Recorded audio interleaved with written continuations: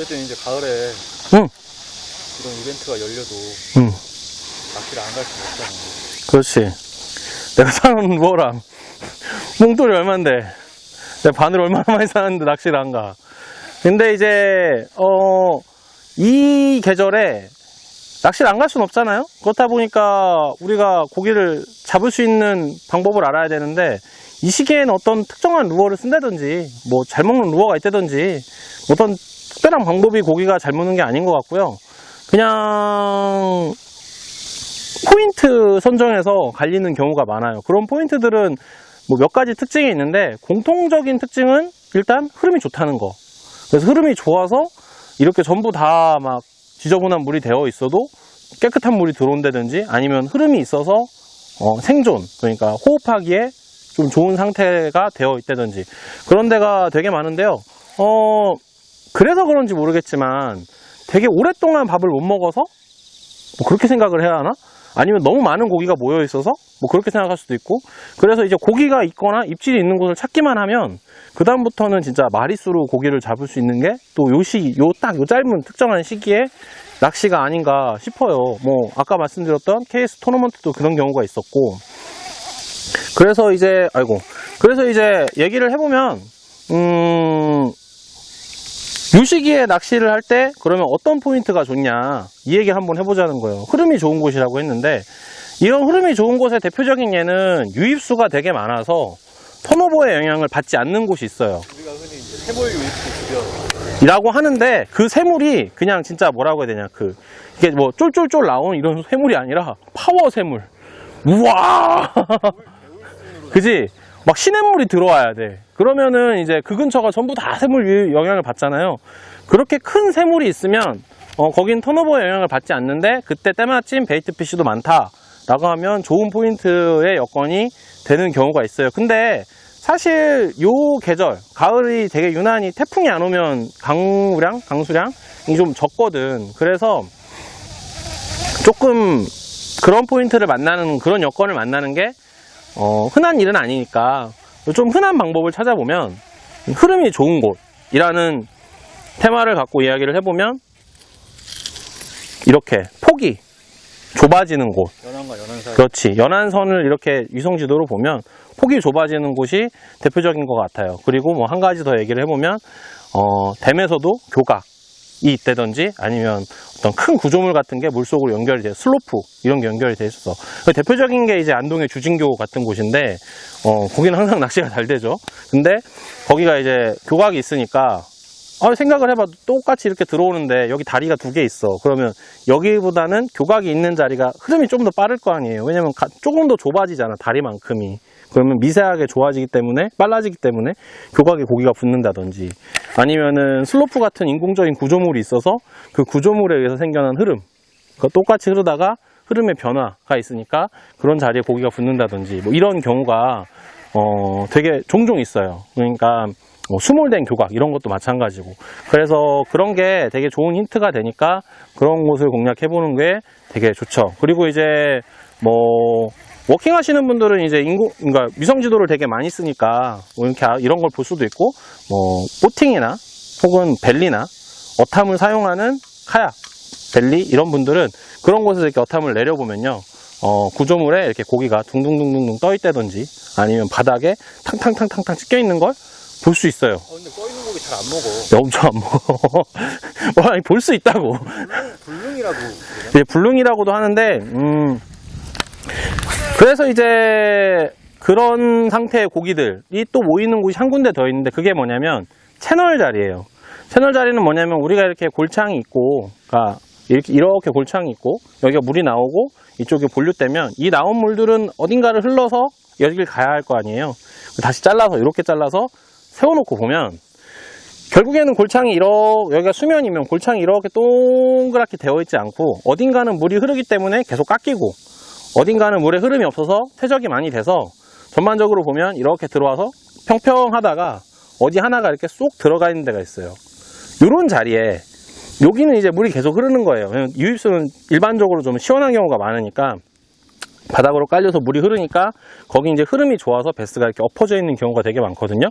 물론 이제 뭐 그렇다 해도 이 채널마다 수심이 다 다르기 때문에 때마다 딱 조건이 맞는 수심을 찾는 게 되게 중요해요. 그래서 한 20m쯤에 있으면 20m쯤에서 아무 의미 없고, 그리고 뭐 그런 채널 라인이 뭐 1m 있어도 아무 의미 없고, 근데 서머클보다는 밑에 있는데, 근데 또 뭐라고 해야 되지? 서머클보다는 밑에 있는데, 그런데 그렇다고 해서 너무 깊지도 않은 한 6, 7m 정도쯤 수심에 있는 그런 채널 라인들이 이 시기에 유난히 또 가끔 좋은 조과를 보여주기도 하죠. 을 가지고 벨리나 카약으로 그런 자리를 그렇지.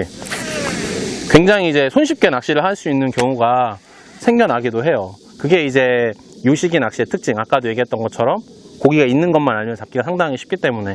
그래서 이제 그렇게 엎어져 있는 고기들을 잡을 때에 이제 추천하고 싶은 거는 첫 번째는 드랍샷. 드랍샷이 상당히 유리하고, 그리고 두 번째는 러버지그나 크랭크베이트처럼 볼륨이 좀 커서 야, 나 먹으면 꽤 배불러. 안 먹어도 돼 하는 경우. 그리고 좀 움직임이 커야 돼. 움직임이 커서 뭐 저는 그 리액션 바이트 하는 걸 그렇게 많이 믿지는 않는데, 좀 급작스러운 움직임이 있는 루어들이 그런 경우에 유난히 잘 먹었던 경우가 있지 않나. 그리고 이제 잡아보면 고기들이 상태가 얼마나 안 좋냐면 막 피부병이 막 있고, 막 지느러미 녹은 경우도 있고, 그리고 뭐 막 고기가 막 이렇게 막 버즘 같은 게 펴가지고 허옇게 뜬 경우도 종종 있거든요. 그만큼 이제 힘들게 나오고 있기 때문에 먹이만 갖다 주면 또 쉽게 잡을 수 있는 때가 아닌가 싶어요.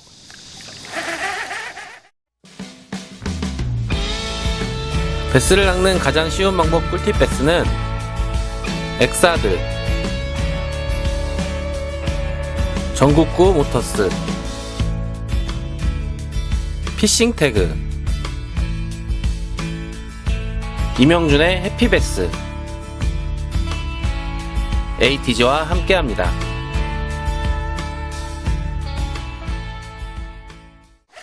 그래서 흐름이 좋은 곳을 찾는 게 이 시기에 출조할 때 되게 좋은 방법 중에 하나인데,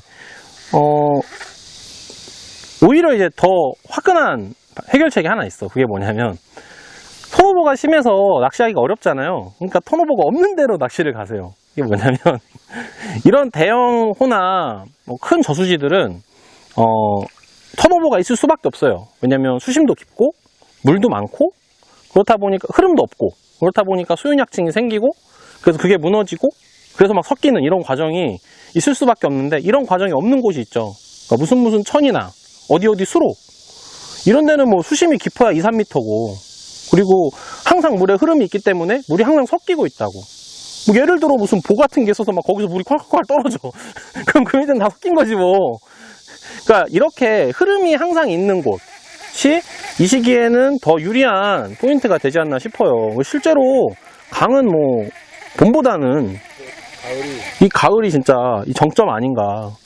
그래서 저 생각은 이 시기에 흐름이 좋은 곳을 찾아서 낚시하는 것도 한 방법이 되지만, 아예 턴오버 영향이 좀 미세한 혹은 없는 강이나 수로, 천 같은 곳을 찾아서 낚시를 해보는 게 어떤가 싶어요. 물론 이제 뭐 좀 큰 강, 사대강에 무슨 보를 막아놓은 지역, 이런 데는 큰 정수 지역이 있으니까 거긴 좀 있겠지만, 그렇지 않은 지류권의 작은 수로들은 그런 게 없기 때문에 좀 그쪽으로 출조를 해보는 것도 좋은 방법 아닌가. 이게 굳이 턴오버를 정빵으로 맞아서 막 이럴 필요 없잖아. 샥 피하거나 아니면 그래 턴오버 넌 거기 있어 하고 좀 상태 좋아지면 내가 올게 이러고 갈 수도 있는 거니까. 그래서 이제 뭐 말이 나온 김에 연결을 해서 얘기를 해보면, 이 턴오버에 대한 이야기들이 인터넷에 있는 것 중에 되게 오해 혹은 조금 잘못 알려져 있는 것들이 있는데, 물론 뭐 그분들이 하는 이야기가 맞을 수도 있어요. 근데 적어도 제 생각에는 수로나 어떤 작은 천들은 턴오버의 영향이 극히 미세하거나 없는 것 같아요. 왜냐면 뭐 예를 들어 뭐 금촌수로, 이런 뭐 강에 있는, 그러니까 금강에 있는 지류에 있는 작은 수로들은 뭐 수심이 깊어야 2m인데 표층이 30도면 밑에서 30도지, 그지? 그리고 찬바람이 불어서 여기가 25도가 되면 여기도 25도일 거야. 그치? 그래서 그런 곳은 이제 수온약층이 생기는 게 아니라 물의 수온의 변화가 심해서 찬바람이 불면 뭐 족과가 좀 이렇게 출렁거리기는 해도 그게 이제 턴오버의 영향이라고 보기에는 좀 그러니까 오해 소지가 충분한 것 같아요. 턴오버는 어쨌든 이렇게 수온 약층이 생기고 막 섞여야 되는데 그런 건 아니니까. 그래서 이제 그런 부분들을 이 첫 번째 오해고, 또 이제 또 되게 많은 오해 중에 하나가 고기가 아니야. 앞에 풀떼기가 좀 있더라고. 그 되게 많은 오해 중에 하나가 뭐냐면 그거 간척호나 강하구에 있는 강하구들, 그러니까 예를 들면 뭐 평택호, 그리고 삽교호, 뭐 해창만 이런 데가 이제 턴오버가 온다라고 하는데, 물론 그런 곳에서도 정수지역, 그러니까 큰 물에 흐름이 적은 곳에서는 턴오버가 있을 수 있어요. 근데 있다 하더라도 상당히 미세한 것 같아요. 영향이 좀 적거나. 왜냐면 기본적으로 하구에 있는 곳들은 수심이 그렇게까지 깊게 안 나오거든요. 그래서 일단 수온 약층이 잘 안 생기고, 두 번째로 이제 뭐 평택호만 놓고 딱 얘기를 해보면, 평택호는 하루에 2번? 그지? 주기적으로 파워 배수를 해요. 간조 때 수문을 열어버려요. 그치. 왜냐면 바닷물이 내려갔을 때 수문을 열어서 위에서 들어오는 유입수가 있기 때문에 파워 배수를 해요. 그래서 일정하게 빼는 것보다는 순식간에 확 빼기 때문에 가만히 보면 이렇게 물이 가는 게 보일 정도로 파워 배수를 하거든요. 그래, 배를 띄워놓고 낚시를 하고 있으면 배가 둥둥 떠내려가요. 그렇게까지 배수를 하기 때문에 제 생각에는 거기도 이제 흐름이 주기적으로 있어서 그런 어떤 안정되어 있는 수온 약층 같은 것들이 존재하지 않으니까 턴오버가 없는 것 같고, 근데 오히려 이런 가을철 턴오버는 좀 덜한 편인데, 봄철 턴오버는 그런 곳은 그지 시원하게 오지. 제대로. 우리 PD가 평택고 봄 턴오버가 오는 과정이 댐이랑은 좀 다른 게, 댐은 어지간히 추워서는 이제 결빙이 안 되잖아요. 근데 이제 북쪽풍 제대로 맞는 평택호, 얕고, 그리고 바람까지 이제 며칠 안 불고 한파가 찾아왔다. 그럼 결빙이 되거든요. 쫙 한 방에. 그 상태에서 봄을 맞이해버리면은, 꽃샘추위가 끝나고 봄을 맞이해버리면은 바닥에 있던 일단 얼음이 녹고요.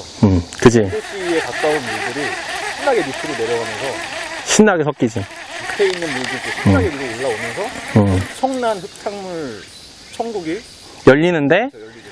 근데 이제 요건 이제 겨울 턴오버니까 요건 이제 다음에 우리가 이제 저수온기 턴오버에 대해서 이야기를 할 때 한 번 더 자세하게 PD님께서 나오셔서, 요즘 좀 출연해. 알았어. 일단 그래요. 그래서 이 턴오버에 대한 오해라는 게 상당히 많이 존재를 하거든요. 그래서 아까도 얘기했던 것처럼 강의 턴오버는 있더라도 좀 미세한 것 같고, 그리고 이렇게 간척호나 하구에 이렇게 뚝을 만들어 생겨난 그런 곳에서의 턴오버도 가을철 턴오버는 좀 봄철 턴오버나 아니면 다른 곳의 턴오버에 비해서는 조금 미세한 것 같으니까, 그런 것도 출조지로 한번 삼아보는 것도 나쁜 선택이라고 생각하지는 않습니다. 그래요. 뭐 턴오버 뭐 지금까지 이야기를 해봤는데요. 피디님 뭐 더 해야 되는 이야기가 있나요? 일단은 없고요. 봄 턴오버, 유혹 같은 봄 턴오버 때 턴오버 이야기는 다시 한번 하는 거예요. 그치. 그래서 이제 가을철 턴오버 이야기는 여기까지고요. 좀 전에 우리 PD님께서 얘기하신 것처럼 이 저수온기 턴오버에 대해서는 다음 기회에 한 번 더 이야기해 보도록 하겠습니다. 뭐 그렇게 해서 꿀팁 베스 41번째 이야기 되게 재밌게 보셨는지 모르겠어요. 근데 가을 턴오버가 항상 오늘 얘기한 것처럼 항상 이렇게 되게 나쁜 요인으로만 생각하지 마시고요. 이런 턴오버에 어디가 흐름이 좋을까, 그리고 어디가 고기가 좀 잡을 수 있을까, 이런 것들을 계속 시행착오를 통해서 이렇게 쌓아 올라가는 것도 베스를 잡는 좋은 방법이 아닌가라는 생각에 한번 찍어봤습니다. 그러면 오늘 이야기는 여기까지입니다. 이건 플러스로 갑니다. 플러스로 가죠. 이건 플러스. 예, 꿀팁베스 플러스 베스를 낚는 가장 쉬운 방법은 오늘 여기까지입니다. 그러면 다음 시간에 만나요. 안녕.